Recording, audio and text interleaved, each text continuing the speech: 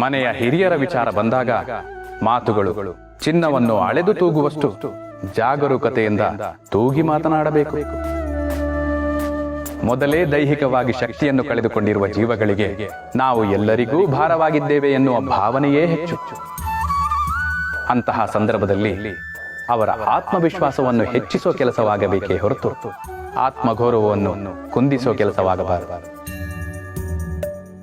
ಮಕ್ಕಳು ಶತ್ರುಗಳಾಗಿ ಬದಲಾದರೂ ಅವರಿಗೆ ಒಳಿತನ್ನೇ ಬಯಸಿ ಹರಸೋ ಜೀವಗಳು ಯಾರಾದರೂ ಇದ್ದರೆ ಅದು ಹೆತ್ತವರು ಮಾತ್ರ. ನಿಮ್ಮಿಂದ ಅದೆಷ್ಟೇ ತಪ್ಪಾದರೂ ಮೊದಲು ಕ್ಷಮಿಸಿ ನಂತರ ತಿಳಿ ಹೇಳುವ ಜೀವಗಳಿದ್ದರೆ ಅದು ಹಿರಿಯರು ಮಾತ್ರ. ಮನೆಗೊಂದು ಮಗು ಹೇಗೆ ಮುಖ್ಯವೋ ಹಾಗೆ ಆ ಮಗುವಿನ ಸರ್ವತೋಮುಖ ಸಂಸ್ಕಾರಯುತ ಬೆಳವಣಿಗೆಗೆ ಹಿರಿಯರು ಅಷ್ಟೇ ಮುಖ್ಯ. ಅವರು ಮುದುಕರಲ್ಲ, ಅನುಭವದಲ್ಲಿ ಧನಿಕರು.